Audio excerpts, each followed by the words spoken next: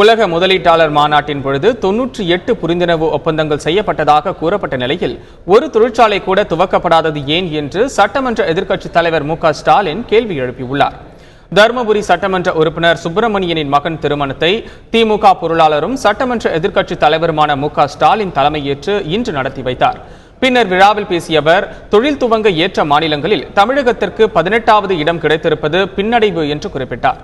மேலும் உலக முதலீட்டாளர்கள் மாநாட்டின் பொழுது 98 புரிந்துணர்வு ஒப்பந்தங்கள் போடப்பட்டதாக முதலமைச்சர் ஜெயலலிதா அறிவித்ததை சுட்டிக்காட்டிய அவர், இதுவரை எந்த தொழிற்சாலையும் தொடங்கப்படாதது ஏன் என்று கேள்வி எழுப்பினார். 2.42 லட்சம் கோடி ரூபாய் முதலீடு வந்திருக்குன்னு சொன்னீங்களே, இது வரைக்கும் எங்காவது அந்த முதலீட்டாளர் மாநாடு முடிஞ்சு அதற்கு பிறகு தேர்தல் முடிஞ்சு 5 மாசம் ஆகிருக்கு, எங்காவது ஒரு தொழிற்சாலை இந்த தமிழ்நாட்டில் தொடங்கி இருக்கா? அதற்கான முயற்சியில் இந்த ஆட்சி ஈடுபட்டு இருக்கா?